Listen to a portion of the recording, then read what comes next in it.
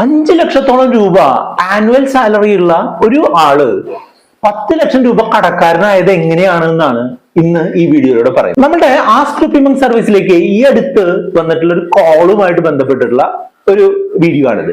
തുടക്കക്കാരായിട്ടുള്ള ആളുകൾ, അതായത് ശമ്പളം കിട്ടാനായിട്ട് തുടങ്ങിയിട്ടുള്ള ആളുകൾ, ചെറിയ വരുമാനമുള്ള ആളുകളൊക്കെ എങ്ങനെ കടക്കിണിയിൽ പെടുന്നു, അത് എങ്ങനെ പെടാതിരിക്കാം, കടക്കിണിയിൽ നിന്ന് എങ്ങനെ പുറത്തു കിടക്കാം എന്നുള്ള കാര്യങ്ങളെ പറ്റിയുള്ള ഒരു ചെറിയ ടിപ്പുകളാണ് ഈ വീഡിയോയിലൂടെ നിങ്ങൾക്ക് പറഞ്ഞു തരാനായിട്ട് പോകുന്നത്. അതുകൊണ്ട് തന്നെ കടം ഉള്ള ആളുകളും കടം ഉണ്ടാവാൻ സാധ്യതയുള്ള ആളുകളൊക്കെ തീർച്ചയായിട്ടും ഇത് വീഡിയോ കാണുകയും നിങ്ങളുടെ കൂട്ടുകാരായിട്ടുള്ള ആളുകൾക്ക് ഇതൊന്ന് ഫോർവേഡ് ചെയ്ത് കൊടുക്കുകയും ചെയ്തു കഴിഞ്ഞാൽ അവർക്കും കൂടെ ഉപകാരമായേക്കാം. പണ്ടൊക്കെ നമ്മൾക്ക് ചെലവുകൾ നടത്തണമെന്ന് പറഞ്ഞിട്ടുണ്ടെങ്കിൽ വളരെ ബുദ്ധിമുട്ടായിരുന്നു അല്ലെ. അതായത് ഒന്നുകിൽ നമ്മുടെ കയ്യിൽ ക്യാഷ് ഉണ്ടാവണം, അതല്ലാന്നുണ്ടെങ്കിൽ അടുത്തുള്ള ATM-ലോ അല്ലെങ്കിൽ അടുത്തുള്ള ബാങ്കിലോ ഒക്കെ പോയിട്ട് പൈസ വിഡ്രോ ചെയ്ത് ആ പൈസ പോക്കറ്റിലാക്കി അടുത്തുള്ള സ്ഥലങ്ങളിലേക്ക് ചെന്ന് കടകളിലോ അല്ലെങ്കിൽ മറ്റുള്ള സ്ഥാപനങ്ങളിലോ ചെന്ന് സാധനങ്ങൾ വാങ്ങണം. വളരെ ബുദ്ധിമുട്ടായിരുന്നു. പക്ഷെ ഒരു 2016 ശേഷം നമ്മളുടെ നാട്ടില് വളരെ വലിയ രീതിയിൽ ഒരു പണം ചെലവഴിക്കുന്ന കാര്യത്തിൽ വലിയൊരു ട്രാൻസ്ഫോർമേഷൻ നടന്നിരിക്കുകയാണ്. പ്രത്യേകിച്ചും UPI പേയ്മെന്റുകള്, ക്രെഡിറ്റ് കാർഡുകള് അല്ലെങ്കിൽ പേഴ്സണൽ ലോൺ സംവിധാനങ്ങളൊക്കെ ആളുകളുടെ ചെലവ് വളരെയധികം വർദ്ധിപ്പിക്കുന്നതിനായിട്ട് കാരണമായിട്ട്. ഇന്ന് പറയാനായിട്ട് പോകുന്നത് നമ്മളെ ഈ അടുത്ത് കോണ്ടാക്ട് ചെയ്തിട്ടുള്ള ഒരാള് 1-2 വർഷമായിട്ട് ജോലി കിട്ടിയിട്ടുള്ള ഒരു IT ഫീൽഡിലുള്ള ഒരാളാണ്. അദ്ദേഹത്തിന് ഏകദേശം 5 ലക്ഷം രൂപയോളമാണ് വാർഷിക ശമ്പളം ഉള്ളത്. അതായത് ഒരു 40,000 രൂപയൊക്കെ അതിനടുപ്പിച്ച് കയ്യിൽ കിട്ടുന്ന തരത്തിലുള്ള ഒരു ജോലിയാണ് അദ്ദേഹത്തിന്. ഇപ്പോഴത്തെ അദ്ദേഹത്തിന്റെ അവസ്ഥ എന്ന് പറഞ്ഞിട്ടുണ്ടെങ്കിൽ 10 ലക്ഷത്തോളം രൂപ കടമാണ്. അപ്പൊ ഈ 1-2 വർഷത്തിനുള്ളിൽ ഇത്രയും വലിയ കടം വരാനുള്ള സാധ്യതകൾ എന്താണ്, അല്ലെങ്കിൽ അതിന് കാരണങ്ങൾ എന്താണെന്ന് അന്വേഷിച്ച് പോയപ്പോഴാണ് ഈ ചെലവാക്കുന്ന കാര്യങ്ങൾ വളരെയധികം എളുപ്പമായി മാറി എന്നുള്ളത് സാധാരണ ആളുകളെ വളരെയധികം വലിയ രീതിയിലുള്ള സാമ്പത്തിക പ്രശ്നങ്ങളിൽ എത്തിച്ചിട്ടുണ്ട് എന്നുള്ളത് മനസ്സിലാക്കാം. ഈ പറഞ്ഞിട്ടുള്ള ആളെ പോലുള്ള പുതിയ ജനറേഷനിലുള്ള ആളുകൾ, അവർ മാത്രമല്ല പഴയ ജനറേഷനിലുള്ള ആളുകളും ഇപ്പോൾ കൂടുതലും പേയ്മെന്റ് നടത്തുന്നത് എങ്ങനെയാ? ക്യാഷ് ആയിട്ടൊന്നുമല്ല അല്ലെ, ഓൺലൈനായിട്ട് UPI ട്രാൻസാക്ഷൻ വഴിയോ, കാർഡുകൾ വഴിയോ, ക്രെഡിറ്റ് കാർഡുകൾ വഴിയോ, അല്ലെങ്കിൽ ബൈ നൗ പേ ലേറ്റർ എന്ന് പറഞ്ഞിട്ടുള്ള പുതിയ തരത്തിലുള്ള പേഴ്സണൽ ലോണുകൾ വഴിയോ, അല്ലെങ്കിൽ ആക്ച്വൽ പേഴ്സണൽ ലോണുകൾ വഴിയോ ഒക്കെയാണ്. അതായത് സ്പെൻഡ് ചെയ്യാൻ, പൈസ ചെലവാക്കാൻ വളരെ എളുപ്പമുള്ള ഒരു കാലഘട്ടത്തിൽ കൂടിയാണ് നമ്മൾ കടന്നുപോയി. മിക്കവാറും ആളുകൾ ചെലവാക്കുമ്പോൾ അവർക്ക് ഒരു മന്ത്ലി ബഡ്ജറ്റോ അല്ലെങ്കിൽ ആ ബഡ്ജറ്റ് ഫോളോ ചെയ്തുകൊണ്ടുള്ള ഒരു രീതിയിലുള്ള ഒരു എക്സ്പെൻസോ അല്ല ഇപ്പോൾ നിലവിലുള്ളത്. ഒരു ബഡ്ജറ്റ് ഇല്ലായ്മ, ആ ബഡ്ജറ്റ് പ്രോപ്പർലി ട്രാക്ക് ചെയ്തുകൊണ്ട് സ്പെൻഡ് ചെയ്യാൻ പറ്റാത്തൊരവസ്ഥ ഒക്കെയാണ് എന്നെ കോണ്ടാക്ട് ചെയ്ത ആളുകളുടെയും അതുപോലുള്ള മറ്റുള്ള ധാരാളം ആളുകളുടെയും ഒരു പ്രശ്നം. അതായത് നമ്മൾ ഒരു മാസം നമ്മൾക്ക് എത്ര പൈസ കിട്ടുന്നു, അത് എത്ര നമ്മൾ ചെലവാക്കുന്നു, അതിൽ എത്ര നമ്മൾ സേവ് ചെയ്യുന്നു അല്ലെങ്കിൽ ഇൻവെസ്റ്റ് ചെയ്യുന്നു എന്നുള്ളത് കൃത്യമായിട്ട് ഒരു പ്ലാനും പദ്ധതിയും ഇല്ലാതെ കാര്യങ്ങൾ ചെലവാക്കാനായിട്ട് എടുത്തു കഴിഞ്ഞാൽ 5 ലക്ഷം രൂപ ശമ്പളമുള്ള ആൾക്ക് 10 ലക്ഷം രൂപ കടം വന്ന പോലുള്ള അവസ്ഥ, അതിലും ഭീകരമായിട്ടുള്ള അവസ്ഥ ഉണ്ടാവാൻ വേറെ കാരണമൊന്നുമില്ല. അതുകൊണ്ട് തന്നെ ഇത്തരം ഒരു അവസ്ഥ ഒഴിവാക്കുന്നതിനായിട്ട് ആദ്യമായിട്ട് ചെയ്യേണ്ട കാര്യം എന്താണെന്ന് വെച്ചാൽ ഒരു കൃത്യമായിട്ടുള്ള ഒരു ബഡ്ജറ്റ് ഉണ്ടാവുക, ആ ബഡ്ജറ്റിനനുസരിച്ച് ജീവിക്കാനായിട്ട് തുടങ്ങുക എന്നതാണ്. ഞാൻ മുൻപ് സൂചിപ്പിച്ചതുപോലെ UPI ട്രാൻസാക്ഷനുകളും ക്രെഡിറ്റ് കാർഡുകളും ഒക്കെ നമ്മൾക്ക് പൈസ ചെലവഴിക്കുന്നത് വളരെ എളുപ്പത്തിലാക്കി, വളരെ സ്മൂത്ത് ആക്കിയിട്ടുണ്ട് എന്നുള്ളതാണ്.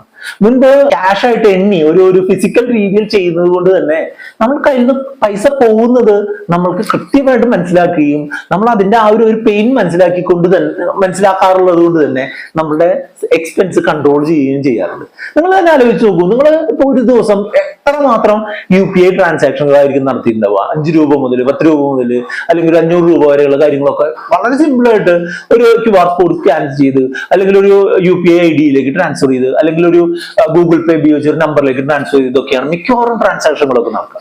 നിങ്ങൾ തന്നെ നിങ്ങളുടെ ബാങ്ക് സ്റ്റേറ്റ്മെന്റ് എടുത്ത് നോക്കിയാൽ ചിലപ്പോൾ അത്ഭുതപ്പെട്ടു പോകും. കാരണം എന്താ, അത്രയും അധികം UPI ട്രാൻസാക്ഷനുകളായിരിക്കും ഇതിൽ നടന്നിട്ടുണ്ടാവും. മൊത്തത്തില് സ്പെൻഡ് ചെയ്യാൻ വളരെ എളുപ്പമുള്ള ഒരു കാലഘട്ടത്തിൽ കൂടെയാണ് കടന്നു പോകുന്നത്. അതുകൊണ്ട് തന്നെ നമ്മൾ കോൺഷ്യസ് ആയിട്ട് ഇത്ര രൂപയെ ഞാൻ സ്പെൻഡ് ചെയ്യൂ എന്നുള്ള തീരുമാനം എടുത്തുകൊണ്ട് അത് ഫോളോ ചെയ്യാൻ ശ്രമിച്ചാൽ മാത്രമേ, കൃത്യമായിട്ടുള്ള ഒരു ഫിനാൻഷ്യൽ ഡിസിപ്ലിനോട് കൂടി മുന്നോട്ട് പോയാൽ മാത്രമേ നമുക്ക് ഒരു ഫിനാൻഷ്യൽ വെൽബീയിങ്, ഒരു നല്ല ഫിനാൻഷ്യൽ അവസ്ഥ ഉണ്ടാവുള്ളൂ എന്നുള്ളത് ഏതാണ്ട് ഉറപ്പാണ്. മറ്റൊരു പ്രശ്നം ഇദ്ദേഹത്തിൻ്റെതായിട്ട് ശ്രദ്ധയിൽപ്പെട്ടത് എന്താന്ന് വെച്ചാൽ ക്രെഡിറ്റ് കാർഡുകളുടെ അമിതവും അൺകൺട്രോൾഡുമായിട്ടുള്ള ഉപയോഗമാണ്. നിങ്ങൾ ഇവിടെ ഈ വീഡിയോയിൽ കാണുന്നത് പോലെ ഇദ്ദേഹം ക്രെഡിറ്റ് കാർഡ് എടുത്തത് ഇതുപോലെ ഒരു എയർപോർട്ട് ലോഞ്ചിൽ ഫ്രീ ആയിട്ട് ഭക്ഷണം കഴിക്കാൻ പറ്റുമല്ലോ എന്നുള്ളൊരു ഇത് മാത്രമായിട്ടാണ്.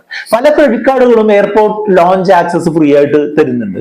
പക്ഷേ ക്രെഡിറ്റ് കാർഡുകൾ കൃത്യമായിട്ട് ഉപയോഗിക്കാൻ പറ്റാത്തവന്റെ അല്ലെങ്കിൽ അറിയാത്തവന്റെ അടുത്താണ് ക്രെഡിറ്റ് കാർഡുകൾ കിട്ടുന്നത് എന്നുണ്ടെങ്കിൽ ഒരു തോക്ക് അല്ലെങ്കിൽ വലിയൊരു ബോംബ് ഭീകരന്മാരുടെ കയ്യിൽ കിട്ടിയ പോലെയുള്ള ഒരു അവസ്ഥയായിരിക്കും.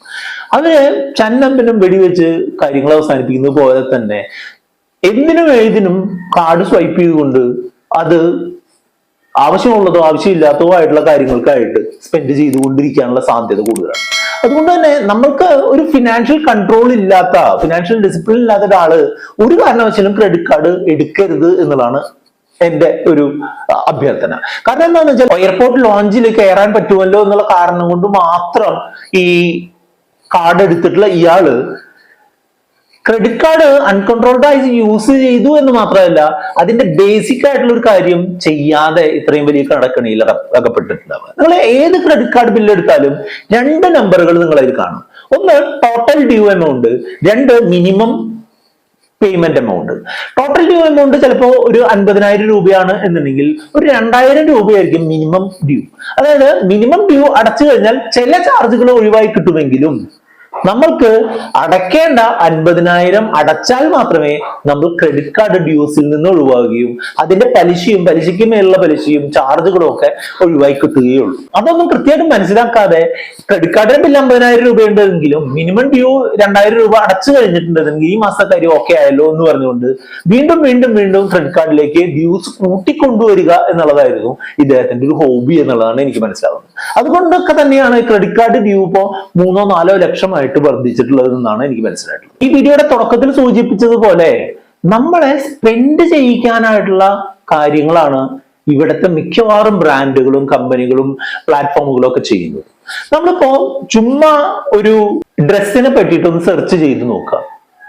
അതിനുശേഷം നമ്മളുടെ മൊബൈലിലോ നമ്മളുടെ കമ്പ്യൂട്ടറിലോ ഒക്കെ കാണുന്ന പരസ്യങ്ങൾ മിക്കവാറും ഷർട്ടുകളെ പറ്റിയിട്ടും ഷർട്ടുകളുടെ ഓഫറുകളെ പറ്റിയിട്ടുമായിരിക്കും. നമ്മളുടെ ഓൾറെഡി ഉള്ള ഷർട്ടുകളെ പറ്റിയിട്ടുള്ള ആഗ്രഹം കുറെ കൂടെ തീവ്രമാവുകയും അത് നമ്മൾ നാച്ചുറലി ബൈ ചെയ്യാനുള്ള സാധ്യത കൂടുതലാവുകയും ചെയ്യും.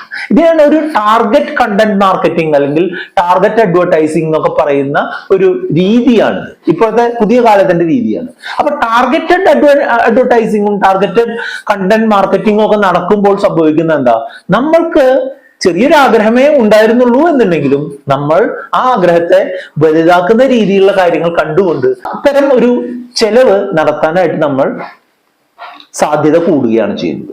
അപ്പോൾ അങ്ങനെ ഉള്ള ഒരു സിറ്റുവേഷനിൽ നമ്മൾ പോകുമ്പോൾ നമ്മൾ ഇമ്പൾസീവായിട്ട്, നമുക്ക് കൃത്യമായിട്ട് ആവശ്യങ്ങളൊന്നും ഇല്ലെങ്കിൽ പോലും നമ്മൾ പല കാര്യങ്ങളും ബൈ ചെയ്യാനായിട്ട് തുടങ്ങും. നമുക്ക് ആവശ്യമുള്ളതോ ആവശ്യമില്ലാത്തതോ ആയിട്ടുള്ള കാര്യങ്ങളൊക്കെ ബൈ ചെയ്ത് നമ്മളുടെ ഒരു ഫിനാൻഷ്യൽ അവസ്ഥ മോശമാക്കാനുള്ള സാധ്യതയുണ്ട്. അത്തരമൊരു സാഹചര്യത്തിൽ കൂടെയാണ് നമ്മളിപ്പോൾ കടന്നു പോയിക്കൊണ്ടിരിക്കുന്നത്. അപ്പൊ ഈ കാര്യങ്ങളൊക്കെ ഉള്ളത് കൊണ്ടാണ് 5 ലക്ഷം രൂപ സാലറി ഉള്ള ഒരാൾ ഈ 10 ലക്ഷം രൂപ കടക്കാരനായിട്ട് മാറിയിട്ടുള്ളത് എന്നുള്ളതാണ് എനിക്ക് മനസ്സിലായത്. അപ്പൊ നിങ്ങൾ ചോദിക്കും, ഇത്തരം കാര്യങ്ങൾ ഇല്ലാതാക്കാൻ എന്തൊക്കെ ചെയ്യണം എന്നുള്ളത് ചോദിക്കും. ഇത്തരം കാര്യങ്ങൾ ഇല്ലാതാക്കാനായിട്ട് ഒരു 6 സ്റ്റെപ്പുകൾ നിങ്ങൾ ഫോളോ ചെയ്യണം. ഒന്ന്, തീർച്ചയായിട്ടും നിങ്ങളുടെ കയ്യിൽ ഒരു മന്ത്ലി ബഡ്ജറ്റ് ഉണ്ടാകണം. അത് കൃത്യമായിട്ട് നിങ്ങൾ ട്രാക്ക് ചെയ്ത് ഫോളോ ചെയ്യണം. അതായത് ഒരു മാസം ഇത്ര രൂപയ്ക്ക് ഇന്ന കാര്യങ്ങൾ നമ്മൾ ചെയ്യുള്ളൂ. ഫുഡിന് 2,000 രൂപ, ഗ്രോസറിക്ക് 3,000 രൂപ, ട്രാൻസ്പോർട്ടേഷന് 1,000 രൂപ, മറ്റുള്ള ചെലവുകൾക്ക് 500 രൂപ, അങ്ങനെയൊക്കെ പറഞ്ഞ് കൃത്യമായിട്ടുള്ള ഒരു ഐറ്റമൈസ്ഡ് ആയിട്ടുള്ള ഒരു ബഡ്ജറ്റ് ഉണ്ടാക്കി അത് ട്രാക്ക് ചെയ്തുകൊണ്ട് പോവുക എന്നുള്ളത് വളരെ പ്രധാനപ്പെട്ട ഒരു കാര്യം. ശമ്പളം കിട്ടുമ്പോൾ തന്നെ നമ്മൾക്ക് സേവ് ചെയ്യാനോ ഇൻവെസ്റ്റ് ചെയ്യാനോ ഉള്ള തുക മാറ്റി വെക്കുക എന്നുള്ളത് 100% വേണ്ട ഒരു കാര്യമാണ്. അതാണ് അടുത്ത സ്റ്റെപ്പായിട്ട് ഞാൻ പറഞ്ഞു തരുന്നത്. അതായത് അപ്പൊ ഒരു 50,000 രൂപ ശമ്പളം കിട്ടുന്ന ഒരാള് ഉറപ്പായിട്ടും 10,000 രൂപയെങ്കിലും സേവിങ്സിനും ഇൻവെസ്റ്റ്മെന്റിനും വേണ്ടി മാറ്റി വെക്കണം എന്നുള്ളത് ഒരു തർക്കമില്ലാത്ത കാര്യമാണ്. നിങ്ങൾക്ക് ഇങ്ങനെ മാറ്റി വെക്കാൻ പറ്റുന്നില്ല എന്നുണ്ടെങ്കിൽ, സേവിങ്സിനോ ഇൻവെസ്റ്റ്മെന്റിനോ ആയിട്ട് പൈസ മാറ്റി വെക്കാൻ പറ്റില്ല എന്നുണ്ടെങ്കിൽ, കുറച്ച് പൈസയെങ്കിലും സെപ്പറേറ്റ് ആയിട്ട് ഒരു അക്കൗണ്ടിൽ എടുത്ത് വെക്കാനായിട്ട് ശ്രദ്ധിക്കുക. അത് നമ്മുടെ ഒരു അക്കൗണ്ടിൽ കുറച്ചധികം പൈസ ഉണ്ടെങ്കിൽ മാത്രമേ നമ്മൾ കൂടുതൽ സ്പെൻഡ് ചെയ്യാനുള്ള സാധ്യതയുള്ളൂ. അല്ലെങ്കിൽ പിന്നെ ഈ ക്രെഡിറ്റ് കാർഡ് പോലുള്ള കാര്യങ്ങൾ ഉണ്ടാവും. പക്ഷേ ക്രെഡിറ്റ് കാർഡ് ഒന്നുമില്ല, സാധാരണ UPI ട്രാൻസാക്ഷൻ ഉപയോഗിച്ച് ഒക്കെ ചെയ്യുന്ന ഒരാളാണ് എന്നുണ്ടെങ്കിൽ അക്കൗണ്ടിൽ പൈസ ഇല്ലെങ്കിൽ നാച്ചുറലി നമ്മൾ ഉപയോഗിക്കുന്ന അല്ലെങ്കിൽ സ്പെൻഡ് ചെയ്യുന്ന പൈസ കുറയാനുള്ള സാധ്യത. അതുകൊണ്ട് തന്നെ സാലറി കിട്ടുമ്പോൾ തന്നെ ഒരു പൈസ മറ്റൊരു അക്കൗണ്ടിലേക്ക് മാറ്റി വയ്ക്കുക. ആ അക്കൗണ്ടിന് ഇന്റർനെറ്റ് ബാങ്കിങ്ങോ UPI ഒന്നും ഉണ്ടാവാതിരിക്കുക എന്നുള്ളതായിരിക്കും ഏറ്റവും നന്നാവുക. അത് വളരെ എഫക്റ്റീവ് ആയിട്ടുള്ള മെത്തേഡായിട്ടാണ് ഞാൻ കണ്ടിട്ടുള്ളത്. മറ്റൊന്ന്, ക്രെഡിറ്റ് കാർഡുകൾ ഉപേക്ഷിക്കുകയോ ക്രെഡിറ്റ് കാർഡുകളുടെ ഉപയോഗം കൺട്രോൾ ചെയ്യുക എന്നുള്ളതാണ്. ക്രെഡിറ്റ് കാർഡ് ഉപയോഗിക്കാൻ അറിയാത്ത ആളുകൾ ക്രെഡിറ്റ് കാർഡ് കീറി മുറിച്ച് കളയുക, ക്രെഡിറ്റ് കാർഡ് ക്യാൻസൽ ചെയ്യാനുള്ള റിക്വസ്റ്റ് കൊടുക്കുക എന്നുള്ളതാണ് ഇതിൽ ചെയ്യേണ്ട ഏറ്റവും പ്രധാനപ്പെട്ട കാര്യം. പൈസ പോകുന്ന മറ്റൊരു മേഖല എന്ന് പറയുന്നെങ്കിൽ ഓട്ടോ പേയ്മെന്റ് മേഖലയാണ്. അതായത് ചില TV സബ്സ്ക്രിപ്ഷനുകൾ, അല്ലെങ്കിൽ OTT സബ്സ്ക്രിപ്ഷനുകൾ, അല്ലെങ്കിൽ ജിം മെമ്പർഷിപ്പ് സബ്സ്ക്രിപ്ഷനുകൾ, ഇതൊക്കെ ഓട്ടോമാറ്റിക്കലി നമ്മുടെ അക്കൗണ്ടിൽ നിന്ന് പോകുന്നുണ്ടാവും. അത്തരം ഓട്ടോമാറ്റിക് ആയിട്ടുള്ള കാര്യങ്ങൾ ഏതൊക്കെയാണെന്നുള്ളത് മനസ്സിലാക്കുകയും അതിലൊരു കൺട്രോൾ വരുത്തുകയും ചെയ്യുക എന്നുള്ളതാണ് അടുത്തായിട്ട് പറഞ്ഞു തരാം. ഏറ്റവും പ്രധാനപ്പെട്ട ഏറ്റവും എഫക്റ്റീവ് ആയിട്ടുള്ള ഒരു മാർഗം എന്ന് പറഞ്ഞിട്ടുണ്ടെങ്കിൽ, നമുക്കൊരു സാധനം മേടിക്കണം എന്നുണ്ടെങ്കിൽ നമ്മൾ അറ്റ്ലീസ്റ്റ് ആ സാധനം നമ്മൾക്ക് മേടിച്ചാൽ ഉണ്ടാവുന്ന ഗുണവും ദോഷവും അത് മസ്റ്റായിട്ടും എന്തുകൊണ്ട് മേടിക്കണം എന്നുള്ളതിനെ പറ്റിയിട്ടുള്ള കാര്യങ്ങളൊക്കെ പറ്റി മിനിമം 2-3 ദിവസമെങ്കിലും ആലോചിക്കുക എന്നുള്ളതാണ്. പൈസ കൂടുതലാണ് നമ്മൾ കൊടുക്കുന്നത് എന്നുണ്ടെങ്കിൽ അത് പരമാവധി ക്യാഷ് ആയിട്ട് ചെലവാക്കാനായിട്ട് ശ്രദ്ധിക്കുക. അതായത് ATM നിന്ന് പൈസ പിൻവലിച്ചിട്ട് ക്യാഷ് ആയിട്ട് കൊടുത്ത് ആ പർച്ചേസ് നടത്തുക എന്നുള്ളത് കുറെ പർച്ചേസുകൾ നടത്തുമ്പോൾ നമ്മളുടെ ഫിനാൻഷ്യൽ സിറ്റുവേഷനെ പറ്റി ഒന്ന് ചിന്തിക്കാനായിട്ട് നമ്മളെ പ്രേരിപ്പിക്കാനായിട്ട് സാധ്യതയുണ്ട്. ഈ ടിപ്പുകളൊക്കെയാണ് ഞാൻ പേഴ്സണലി എന്റെ ഒരു ഫിനാൻഷ്യൽ വെൽബീയിങ് കൺട്രോൾ ചെയ്യുന്നതിനായിട്ട് ഉപയോഗിക്കാറുള്ളത്. ഇതിനെപ്പറ്റി 2 വീഡിയോകൾ ഇവിടെ കാണാം. അത് കണ്ടുകൊണ്ട് നമുക്ക് മുന്നോട്ട് പോകാം. വീഡിയോ ലൈക്ക് ചെയ്യാനും കമന്റ് ചെയ്യാനും കൂട്ടുകാരുമായിട്ട് ഷെയർ ചെയ്യാനും മറക്കരുത്.